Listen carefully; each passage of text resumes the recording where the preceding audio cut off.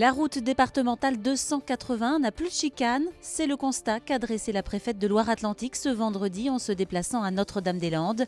Le nettoyage de la chaussée par les opposants au projet d'aéroport semble donc ouvrir une phase de dialogue avec les autorités. Olivier Caillé et Adrien Godet. Comme annoncé, il aura fallu 4 jours à des centaines de militants anti-aéroport pour nettoyer cette fameuse route des chicanes.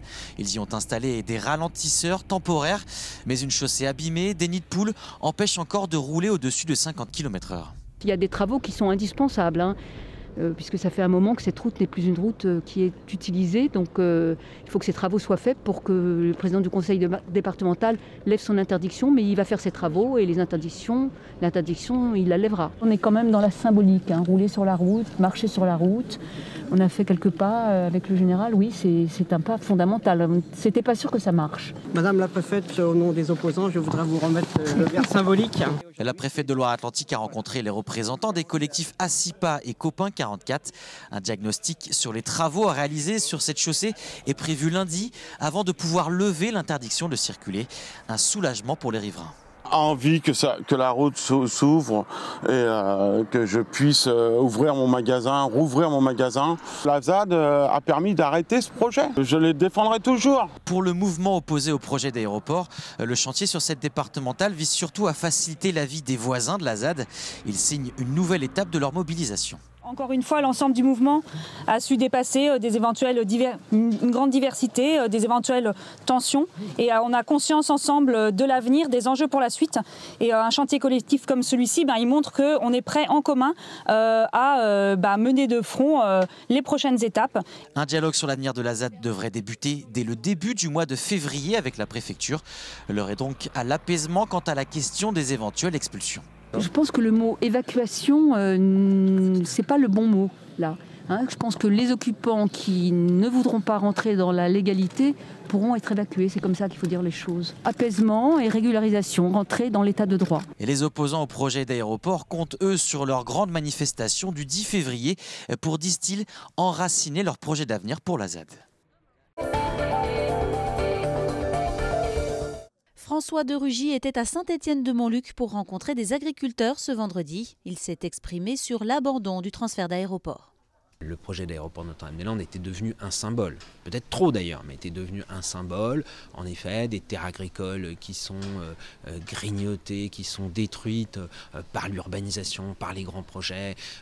Cette idée, la course au toujours plus grand, toujours plus gros, au lieu d'utiliser les infrastructures existantes, de les rénover. Là aussi, c'était un choix politique que nous avons fait avec Emmanuel Macron, qu'il a annoncé dès le mois de juillet, quelques semaines après son élection. Nous donnons la priorité à la rénovation des infrastructures existantes, à leur modernisation, plutôt qu'à la construction de toujours nouvelles infrastructures qu'on n'arrive plus à financer. Et donc, en effet, de ce point de vue-là, c'est aussi un signal très positif. Cela ne vous aura pas échappé. Depuis le 6 décembre dernier, la Loire-Atlantique connaît un épisode pluvieux important. Des précipitations abondantes qui tombent bien pour les cours d'eau après un automne particulièrement sec. Adrien Godet. 98,8 mm d'eau sont tombés sur Nantes depuis le début de l'année. C'est nettement plus que la normale. Des mesures qui n'ont pourtant rien d'exceptionnel.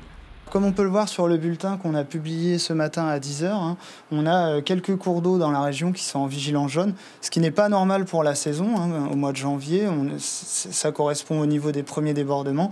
Et on peut voir que sur le secteur de la Loire-Atlantique, plus particulièrement, on n'est pas concerné par des vigilances pour l'instant. À l'inverse d'autres régions françaises, ces intempéries ne vont pas occasionner de crues à moyen terme. C'est même une bonne nouvelle pour le département. Elles ont un effet positif sur l'état des cours d'eau. On avait des niveaux très bas début décembre, qui étaient des niveaux d'étiage, et ça nous permet de retrouver des niveaux des cours d'eau beaucoup plus habituels pour cette période de l'année. C'est sûr que les précipitations, elles vont favoriser une recharge des nappes, mais c'est très hétérogène en fonction des secteurs de la région. Météo France prévoit de son côté une accalmie avec des faibles pluies pour la fin du mois en Loire-Atlantique.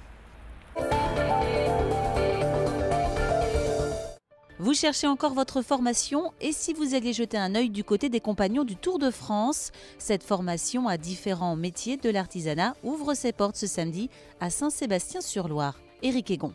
L'excellence et la transmission du savoir, c'est ce qui caractérise la formation compagnonique. À Nantes, le centre de Saint-Sébastien forme à une douzaine de métiers du bâtiment, maçonnerie, charpente, peinture, mais encore plomberie ou électricité. C'est une formation d'excellence.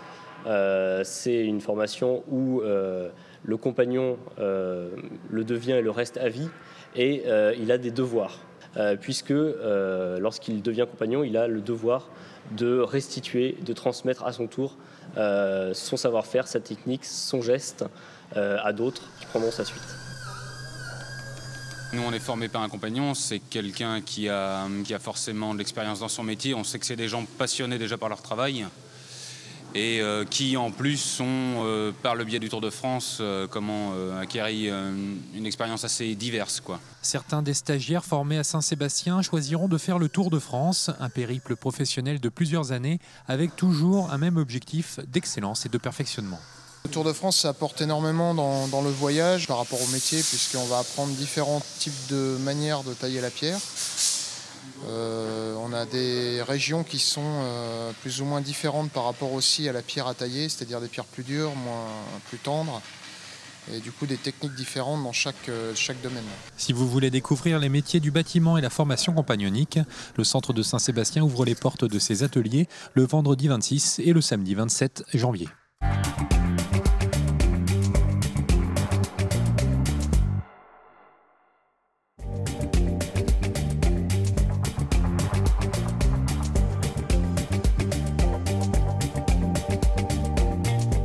Prendre pour prendre, pas bon. Si le président connaît quelqu'un de bon pour nous, je suis bien content. Mais pour le moment, je suis content comme ça.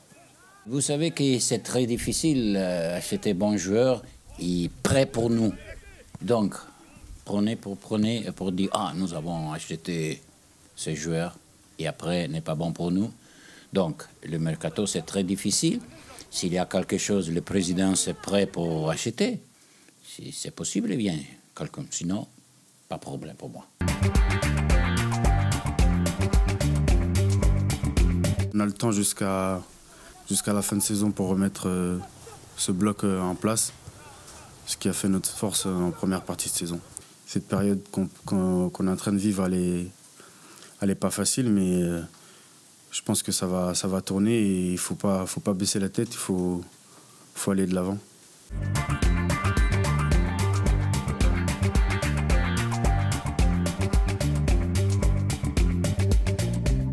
Ça montre que le travail que j'ai fourni jusqu'à maintenant, il se paye. Donc il faut que je continue à progresser parce que j'ai encore plein de points à améliorer. Sur tous les plans, sur le plan physique, tactique, mental, sur tous les plans. Et j'ai la chance d'avoir un grand coach pour ça. Le club a confiance en moi. J'ai eu la chance de porter le brassard quand j'étais en jeune. Mais c'est vrai que c'est différent de l'avoir en équipe première. Pardon. Ça montre qu'on a gravi des échelons et qu'on devient quelqu'un d'important. Donc c'est une fierté, mais c'est pas une fin en soi.